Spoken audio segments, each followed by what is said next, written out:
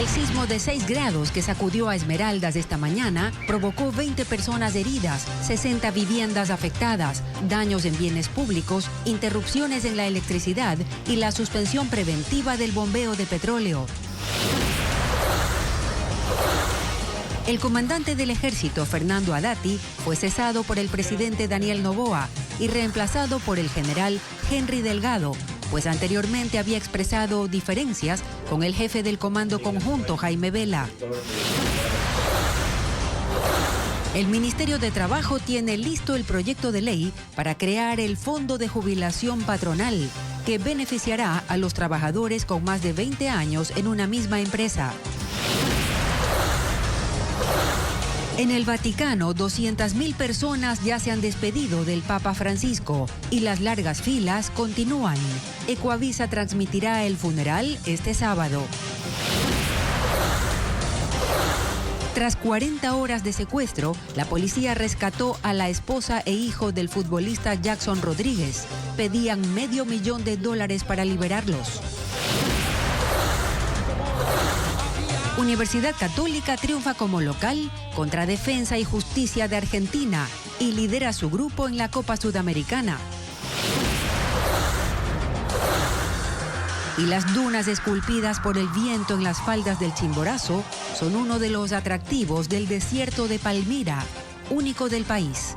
Son 182 hectáreas que dan cobijo a conejos, curiquingues y otras especies.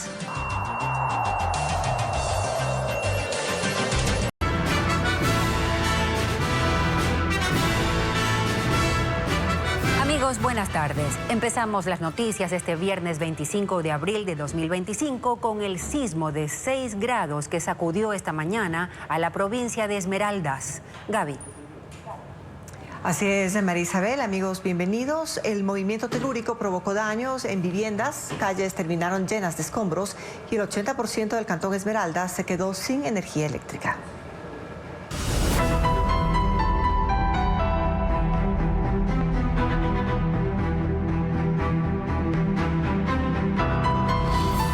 Esmeraldas, secuelas del sismo.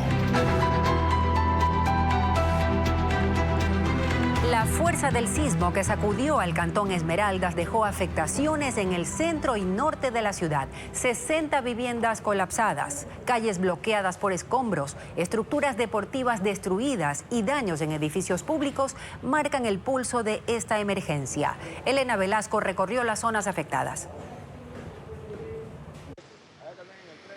El sismo de magnitud 6 que sacudió el cantón Esmeraldas dejó una escena de destrucción en el centro y norte de la ciudad.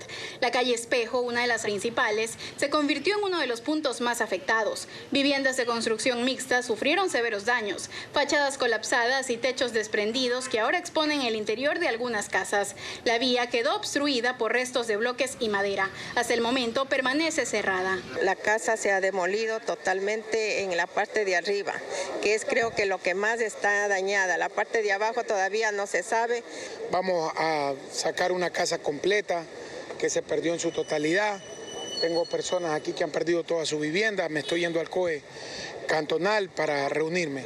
Desde lo alto se observan las estructuras abiertas con paredes desprendidas. A 7 minutos en el sector El 30, la estructura metálica que sostenía el techo del Coliseo Deportivo Ricardo Plaza se dio completamente. Restos de paredes y zinc quedaron esparcidos. En el sector de Las Palmas, en el edificio de los militares, abandonado desde el 2016, las paredes del piso octavo se desplomaron y cayeron sobre 3 negocios. Un tramo de 20 metros de la vía en el sector La Libertad y otros 20 en el sector El Tigre tienen daños. Según la Secretaría de Gestión de Riesgos, hay 20 personas con heridas leves por golpes y afectaciones en al menos 60 viviendas. Además de daños en 3 centros de salud, 5 edificios públicos, entre ellos el del ECU 911, el Centro de Atención Ciudadana y la Universidad Técnica Luis Vargas Torres, que quedó con grietas en las paredes del bloque principal. Al momento, técnicos del municipio y la Secretaría de Gestión de Riesgos recorren las zonas afectadas y se distribuye maquinaria para la limpieza de escombros. Más adelante tendremos todos los detalles sobre los servicios esenciales del cantón Esmeraldas que están afectados tras el sismo de magnitud 6 que ocurrió esta mañana. La vía Ibarra-San Lorenzo habilitó un carril tras el deslave en el kilómetro 114 provocado por el sismo en el sector de El Guadal. Desde esta mañana, una retroexcavadora del Ministerio de Transporte retira los escombros de esta carretera que une al norte de la sierra con la costa y se espera que sea abierta a las 2 de la tarde. El presidente Daniel Noboa nombró al general Henry Delgado como el nuevo comandante del ejército. Su antecesor, Fernando Haddad, pidió al mandatario el cambio por sus diferencias en la conducción de las operaciones militares con el Comando Conjunto. Paul Romero amplía la noticia. El presidente Daniel Noboa hizo el primer cambio en la cúpula de las Fuerzas Armadas después de 1 año 5 meses de mandato. En el decreto ejecutivo 615 cesó al comandante del ejército Fernando Haddad y designó al general Henry Delgado. Ese cambio estaba cantado desde el 13 de abril tras las elecciones de segunda vuelta. Una semana antes, Haddad comunicó al Consejo de Generales su decisión de dejar el mando por diferencias con el jefe del Comando Conjunto, Jaime Vela. Sus observaciones fueron notificadas por escrito al Comando Conjunto, al Ministerio de Defensa y lo expresó personalmente al presidente en una reunión en el Palacio de Carondelet la semana pasada. Allí acordaron su salida del ejército, que se concretó anoche con la designación de Delgado. Haddad cuestionó la ejecución de las operaciones militares delegadas por Vela a cada fuerza, terrestre, naval y aérea, en la conducción militar contra los grupos de delincuencia organizada, narcotráfico, crimen transnacional. Según el oficial, sin la coordinación y planificación de la Dirección de Operaciones del Comando Conjunto durante el conflicto armado interno. Haddad en sus observaciones incluyó otros 3 temas. La disposición del Ministerio de Defensa para la recepción de los 31.000 chalecos antibalas y 30.000 cascos con informes internos del Ejército que revelaron inconsistencias en el material de protección y la pretensión de sancionar a los oficiales que elaboraron los informes. El plan de inversión de las Fuerzas Armadas por la falta de equidad en la distribución de los recursos y de acuerdo a la necesidad operativa de cada fuerza. La fallida operación del 8 de abril en Manabí para detener a alias Pito, cabecilla de los choneros, ante la alerta de fuga de información. En el ejército existe expectativa con la designación del nuevo comandante por los cambios que pueda disponer en las operaciones militares.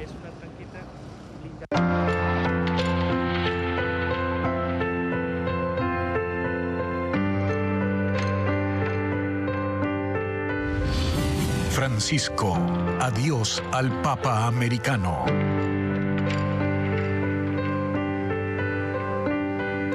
La Santa Sede amplió el horario de acceso a la Plaza de San Pedro para que miles de fieles que tienen la intención de despedir al Papa Francisco puedan ingresar antes de dar inicio al rito de cierre del féretro. Unas 200.000 personas han pasado frente al ataúd desde el miércoles y continúan llegando desde todas partes del mundo para rendirle homenaje. Horas antes del cierre del féretro del Papa Francisco, miles de fieles continuaron llegando para rendirle un último y sentido homenaje. Según datos proporcionados por la Santa Sede, más de 200.000 personas ingresaron desde el miércoles para despedir al pontífice. A las 7 de la noche, hora de Roma, 12 del día en Ecuador, la capilla ardiente terminó. La basílica fue cerrada y el público retirado del sitio. Pues dentro de pocos minutos dará inicio el rito del sellado del féretro, precedido por el cardenal camarlengo Kevin Farrell, acompañado por el decano del Colegio Cardenalicio Giovanni Battista Re, junto a otros 6 cardenales y varios arzobispos. Está previsto que durante la ceremonia se lea un acta en latín que resume la vida y obra del Papa Francisco. Colocarán un velo de seda blanco sobre el rostro del pontífice. Su cuerpo será rociado con agua bendita.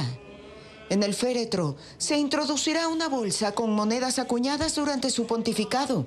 Sobre el ataúd colocarán la tapa de zinc con la cruz, el escudo del Papa difunto y una placa con su nombre, duración de vida y su ministerio petrino. Con esta ceremonia, la Santa Sede se prepara para la misa funeral, que se celebrará mañana sábado a las 10 horas en la Plaza de San Pedro.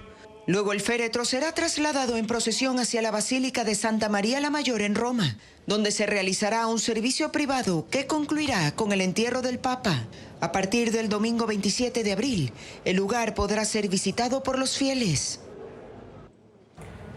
Y este sábado 26 de abril, Ecuavisa tendrá una programación especial en memoria del Papa Francisco. A la 1:30 de la madrugada se exhibirá el documental El Papa Francisco, un hombre de palabra, donde se repasará el legado y la filosofía del pontífice.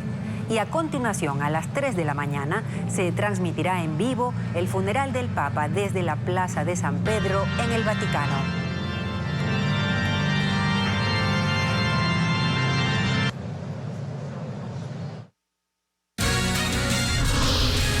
Vamos a la pausa y al regresar, el INAMI mantiene la alerta por lluvias hasta el 28 de abril, mientras que 3 cantones de Los Ríos sufren el embate del invierno. Los detalles en minutos.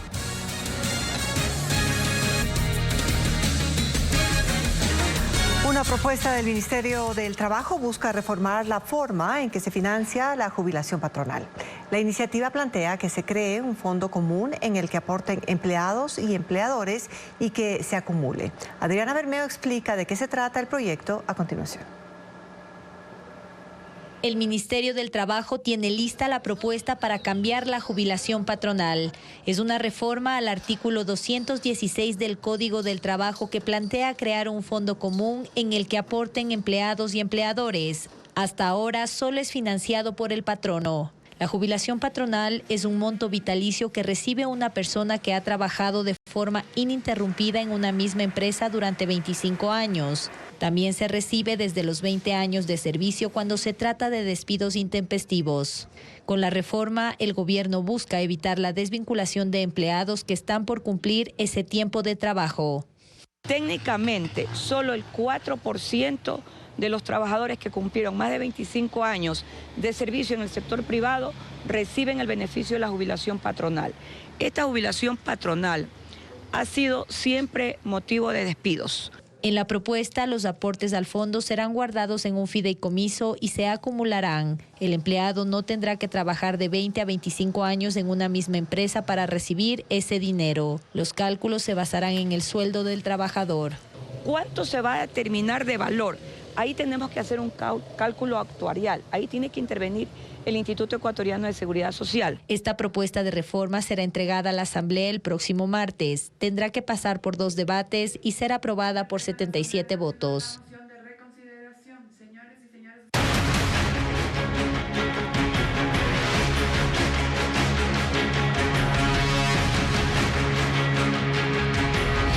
Invierno.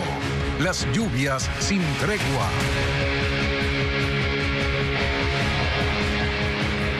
El invierno sigue golpeando con fuerza a la provincia de Los Ríos. Los desbordamientos de 5 afluentes en los cantones Baba, Palenque y Vinces han dejado a su paso comunidades aisladas y familias también. La combinación de intensas lluvias y descargas de agua de la represa Daule Peripa y el trasvase Daubín han agravado la situación en sectores que ya eran vulnerables. 5 ríos desbordados en los cantones Baba, Palenque y Vinces, debido no solo a la intensidad de las lluvias, sino también a las descargas de agua provenientes de la presa Daule Peripa y el trasvase Daubín, según la prefectura. En la parroquia Antonio Sotomayor, al sur de Vinces, el nivel del río Vinces supera el terreno, provocando el colapso del muro de contención y dejando al menos 15 comunidades completamente inundadas. En el cantón Baba, el desbordamiento del río Junquillo dejó aislado el recinto Versalles. Allí los caminos desaparecieron bajo el agua y ahora solo se puede ver un vasto espejo líquido que cubre la zona. Tenemos mucha necesidad, ustedes han observado un carretero, si puede inclusive captar un carretero que se ha perdido. De acuerdo con la prefectura, en los cantones Vinces, Palenque y Baba se calcula que al menos 1.500 familias han sido impactadas por las inundaciones. Y se espera un estado del mar muy agitado durante el fin de semana, con olas que podrían generar afectaciones en estructuras que están en el borde costero. Además, el INAMI mantiene la alerta por lluvias. Informa Luis Alfredo Zúñiga.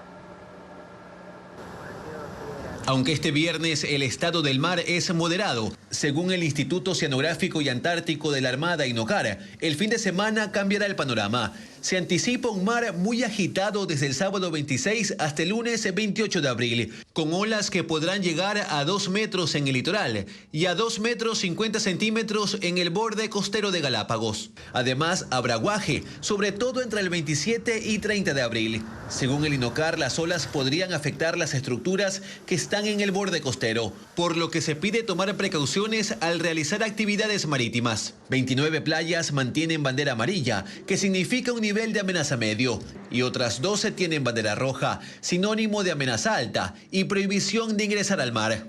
La alerta por tormentas, lluvias y ráfagas de viento del INAMI está activa hasta el lunes 28 de abril, y las provincias que podrán presentar más afectaciones serán en la costa Esmeraldas, el interior de Manabí, Santo Domingo de los Áchilas, el norte e interior de la provincia del Guayas y el Oro. En la sierra, las zonas de la cordillera occidental de Carchi, Pichincha, Bolívar, Cañar, Azuay y Loja. Mientras que en la Amazonía, Sucumbíos, Napo, Pastaza y Morona, Santiago. Y en Galápagos hay mayor probabilidad en la isla Isabela y el este del archipiélago. El INAMI informó que esto puede derivar en inundaciones, desbordamientos de ríos y deslizamientos de tierra. Y pide tomar precauciones. Más adelante en Televistazo, la policía rescató a la familia del futbolista que fue secuestrada en su casa en el norte de Guayaquil. Los criminales pedían $500,000 para liberarlos.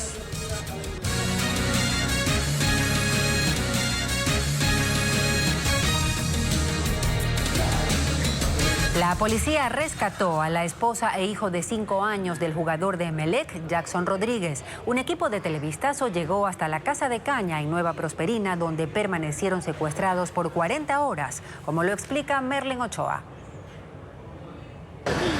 Dentro de esta casa de caña abandonada en Horizontes del Fortín, en Nueva Prosperina, noroeste de Guayaquil, estaban secuestrados la esposa del jugador de Emelec, Jackson Rodríguez, y el hijo de ambos de 5 años.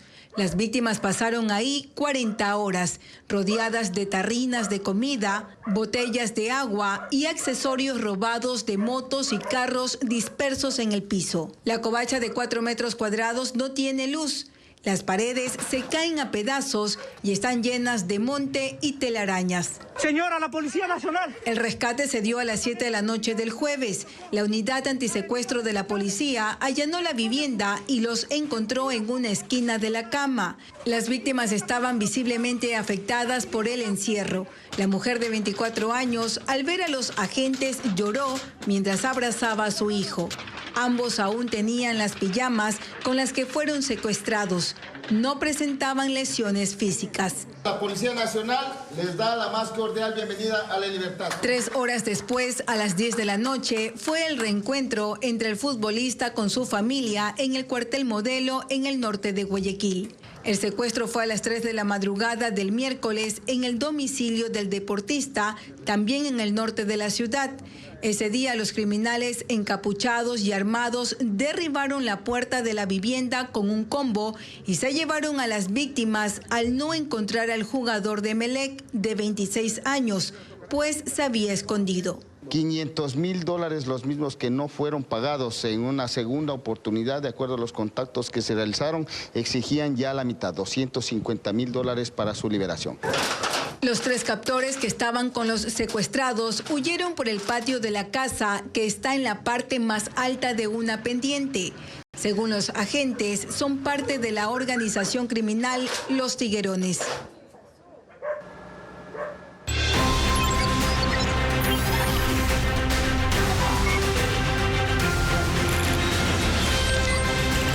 Mundo.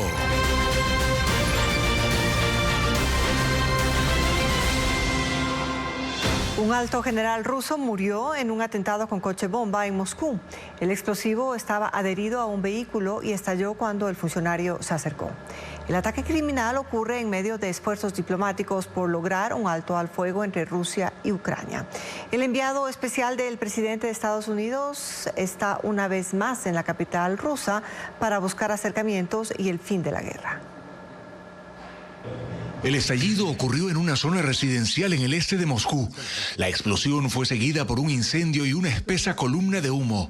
En el sitio quedaron vehículos destrozados y la onda expansiva afectó a las fachadas de edificios cercanos, pues fue amplificada por un cilindro de gas instalado en el coche bomba junto a la carga de dinamita. El atentado estuvo dirigido contra el general ruso Yuroslav Moskalik, de 59 años, subjefe operativo del Estado Mayor de Rusia, quien murió cuando se acercó al vehículo. En ese momento la bomba fue activada a distancia. Autoridades rusas indicaron que aunque no se ha demostrado la autoría del atentado, el vehículo estaba registrado a nombre de un ciudadano ucraniano residente en Sumy, una de las ciudades más castigadas por los bombardeos rusos. Moskalik es el segundo general asesinado con un método similar en apenas 4 meses. A mediados de diciembre murió Igor Kirillov, jefe de las Fuerzas de Defensa Radiológicas, Biológicas y Químicas de Rusia, también por un explosivo en esa ocasión colocado al pie de la puerta de su casa. El atentado en la capital rusa ocurre en el mismo día en que Steve Witkoff, enviado especial de Donald Trump, se ha reunido con el presidente Vladimir Putin en la continuación de una serie de acercamientos para llegar a un acuerdo y poner fin a la guerra en Ucrania. Donald Trump dijo esta mañana que ese acuerdo está muy cerca. A pesar de las críticas del presidente de Ucrania, Volodymyr Zelensky, a este proceso y al poco compromiso que denuncia por parte de las autoridades rusas, a las que acusó de irrespetar incluso el cese al fuego que el mismo Putin declaró por la Pascua y los sucesivos ataques de los últimos 2 días, con decenas de misiles balísticos y drones contra una serie de ciudades, incluida Kiev, la capital.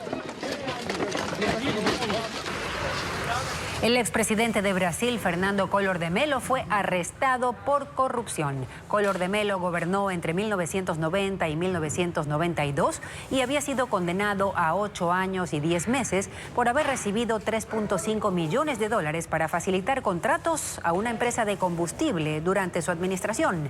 El ex jefe de Estado, ahora de 75 años, fue condenado en mayo de 2023, pero la sentencia nunca llegó a cumplirse por una serie de apelaciones. Un meteorito iluminó el cielo en el estado de Río Grande do Sul, en Brasil.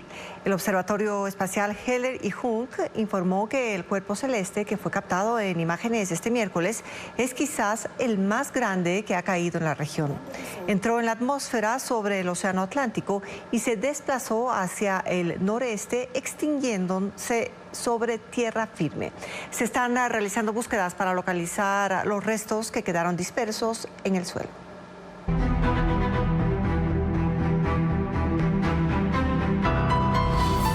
Esmeraldas, secuelas del sismo.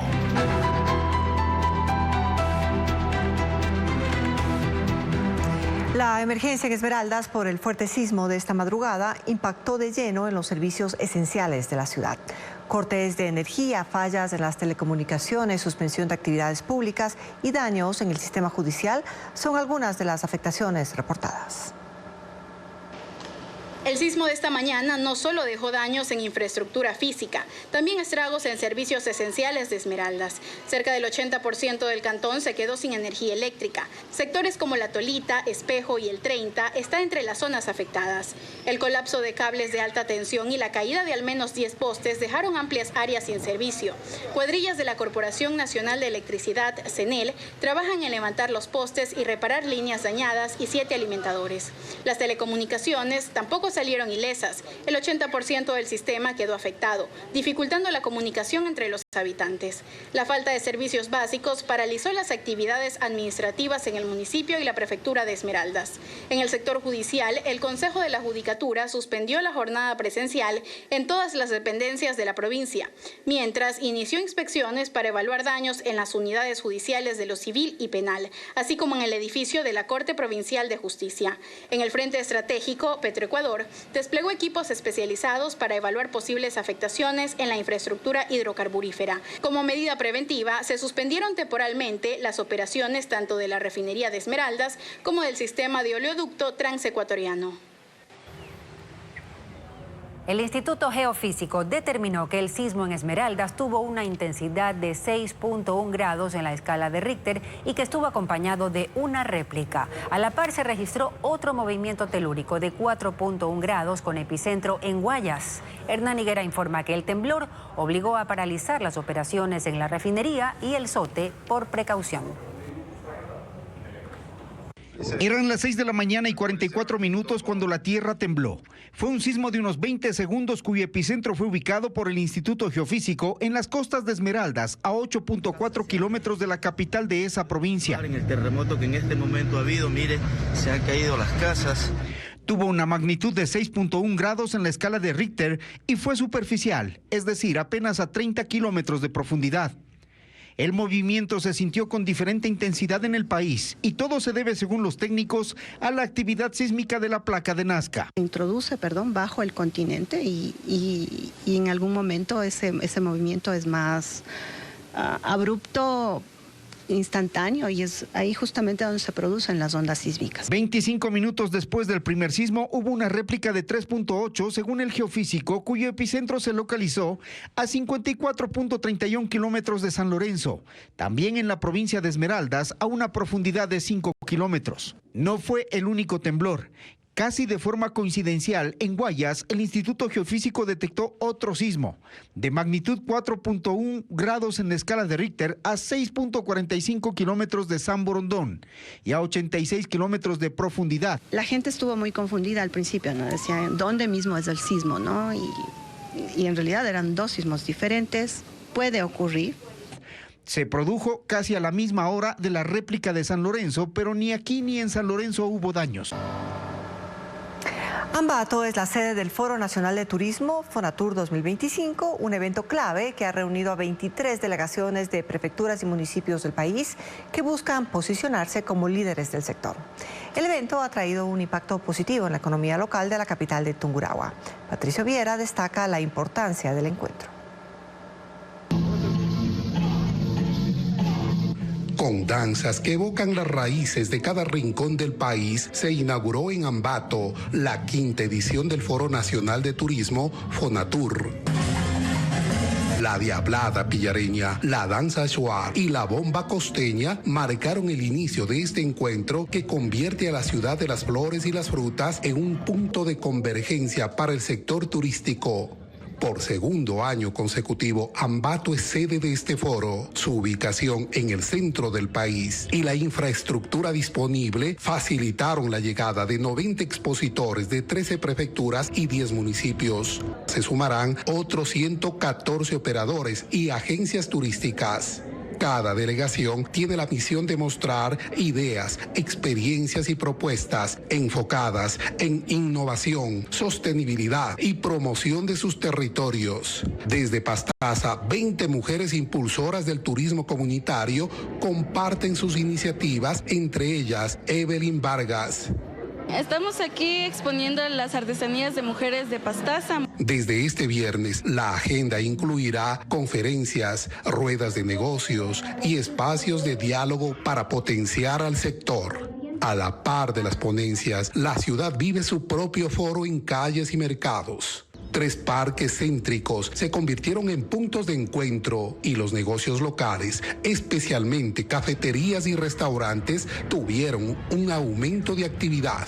15 hoteles acogen a las delegaciones y se estima que durante los 3 días del evento, Ambato reciba alrededor de 7,000 visitantes. Ambato se llena al 85%, Tungurahua se ha posicionado como un destino líder turístico a nivel nacional y que a todos los que se colocan en la plataforma de Fonatur se posicionan a nivel turístico.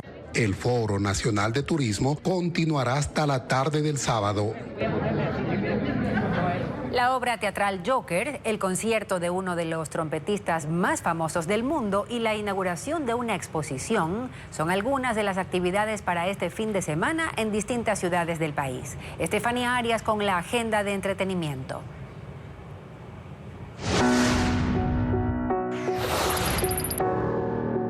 La huelga de la sal que se realizó hace 100 años en Cuenca revive con la exposición Sal o Sangre. 4 artistas locales trasladan al público a uno de los momentos más trascendentales de la historia de la capital azuaya. La muestra gratuita estará abierta hasta la primera semana de mayo en el Museo Universitario de Cuenca. No uses tu traje negro. Pareces director de funeraria. Christian Wolf tiene talento para resolver problemas complejos, pero cuando un viejo amigo es asesinado, buscará la ayuda de su distanciado y muy letal hermano. No. Generalmente confiesas asesinatos capitales. En realidad no dije nada. El Contador 2, un filme de acción protagonizada por Ben Affleck, que ya está en las carteleras del país. Una secuela de la película que lleva el mismo nombre, en la que se descubrirá una conspiración mortal. Vamos a que nos maten a los dos. Una novela sobre el control social y la memoria. En una pequeña isla ocurre un misterioso fenómeno. Desaparecen los pájaros y, aún peor, podrían desvanecerse las emociones y sensaciones. La policía de la memoria, de la escritora japonesa Yoko Ogawa. Una obra sobre el poder y la pérdida de los recuerdos. La historia de Giselle Pellico quedó plasmada en un libro escrito por su hija. En las páginas describe cómo su padre drogaba a su madre para que sea violada por decenas de hombres mientras él filmaba las agresiones. Y Dejé de llamarte papá, de la francesa Caroline Darian, quien bajo este seudónimo se convirtió en una defensora de las víctimas de la violencia de género. Corrimos a grandes carcajadas. ¿Pero en qué nos convertimos? Una adaptación teatral de uno de los personajes más reconocidos de los cómics. Joker llega desde Argentina al Teatro San Gabriel en Quito, un montaje que mezcla humor y drama. Y el final tiene un tinte negativo. Producida por la compañía Dali Pro, las 2 únicas funciones serán el viernes 25 y sábado 26 a las 20:30.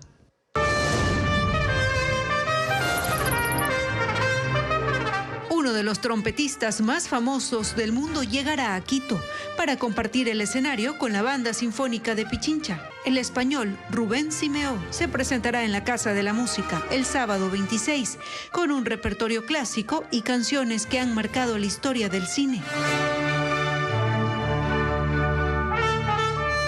Bajo la dirección del maestro Lenin Palacios, el concierto será a las 19:30.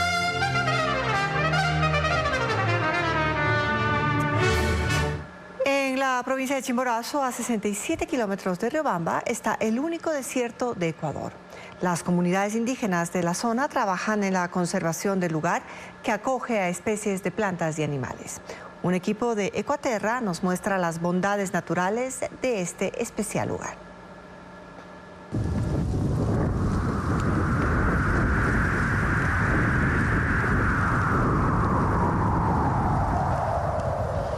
Pocas imágenes desafían los parajes tradicionales de la biodiversidad ecuatoriana. Esta es una de ellas. Palmira es el único desierto del país.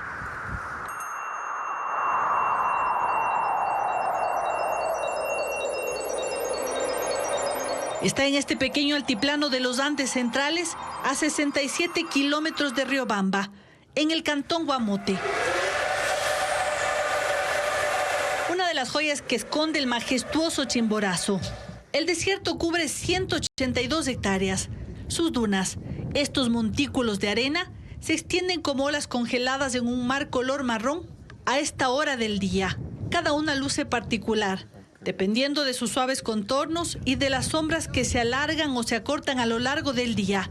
El viento aquí juega el papel de un escultor incansable, perfilando el paisaje que está en constante cambio. Las dunas son tan numerosas como diversas. Las más grandes llegan a 20 metros. Otras más pequeñas se pierden entre las plantas de sigse, verdaderos adornos naturales con espigas teñidas de púrpura. Hay romerillos, plantas silvestres que sirven para tratar resfriados. Hay náchac, una planta de flores amarillas intensas, resistente a los bruscos cambios de clima y temperatura, y que las comunidades indígenas usan para curar alergias.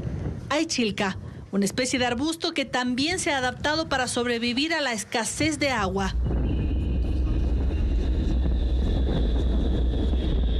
De la formación de este desierto se sabe poco. Investigadores de la Universidad de Chimborazo apuntan en dos direcciones. Una erosión natural porque la zona carece de ríos y vertientes y los páramos cercanos carecen de bosques húmedos. Y el exceso de pastoreo que secó la vegetación y provocó la desaparición de la capa orgánica del suelo. Las comunidades indígenas mantienen la historia que se transfiere desde sus ancestros.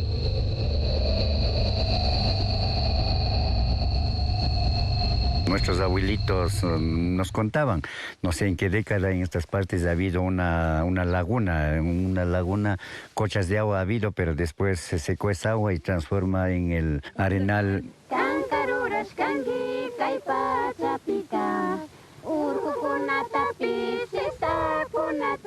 Las comunidades de Jatunloma y Galtelaime cuidan este desierto.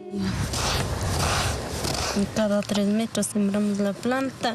Ellos crearon en el 2000 una barrera natural con árboles de pino para resguardar a la población de las tormentas de arena. Su trabajo de reforestación se mantiene y siembran 2 tipos de pino. Y hemos tenido pinos radiata y pinos pátolas, hemos sembrado así. Pero aquí en el contorno de dunas de arena tenemos como 20 a 15 hectáreas. El bosque de pino reverdece el paisaje. Las ramas estrechamente entrelazadas forman cuevas de un verde luminoso. En la comunidad lo explican a su manera. Las hojas en forma de agujas contienen clorofila y realizan la fotosíntesis, lo que les da esa tonalidad. Estos bosques atraen animales. Hay lobos, fáciles de observar especialmente durante la noche. Hay conejos, ovejas, mirlos, curiquingues. Y en los ixes es común ver a estas lagartijas espinosas, cuya característica principal son estas escamas aquilladas en la parte dorsal. Son diurnas y se alimentan sobre todo de insectos. Son inofensivas. El desierto de Palmira enfrenta en particular 2 desafíos en este momento: el cambio climático y la presión urbana. Las 2 amenazan su frágil ecosistema.